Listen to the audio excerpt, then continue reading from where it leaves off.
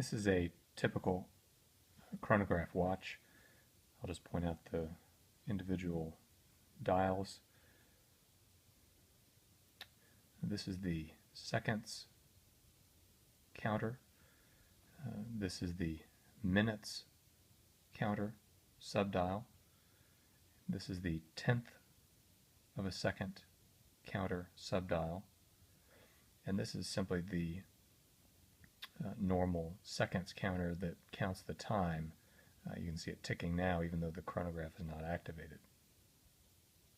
So on a typical watch without a chronograph you have usually an hour hand, which is here on this watch, and then a minute hand here, and then you'll have a second hand, which is usually this one here, but since this is a chronograph, this is actually the seconds counter, and that's why it's not ticking, because it only is activated when I press this pusher here, the upper pusher.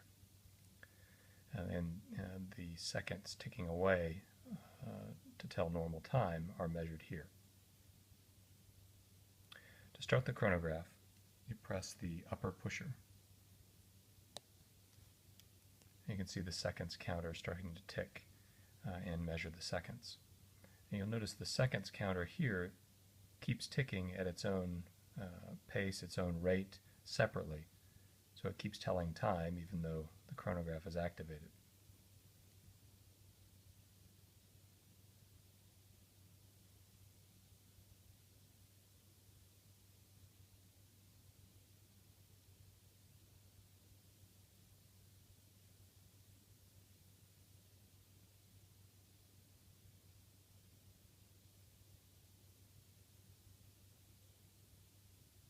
The 10th of a second dial doesn't actually tick or spin around as it's counting time on this watch, although some of them do that. You only see that registered when you press the upper pusher here to stop the timing function. And as you can see, it's ticked 1 minute on the minute counter here, so it's signifying that it's 1 minute and about 7 seconds here have ticked by. Now if we want an accurate measurement of how many seconds and tenths of a second have passed, then we press the upper pusher to stop the chronograph function. And you can see that we can measure the 10th of a second here. And so from this point we can either start the timer again,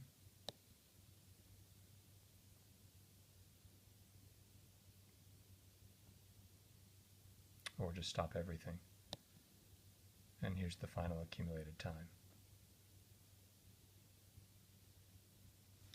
So this would be about 1 minute and 27 seconds, 27.4 seconds.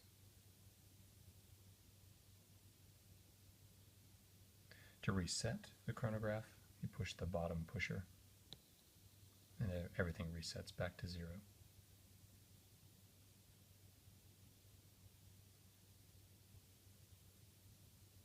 Those are your basic chronograph functions. If you have any questions, leave them in the comments.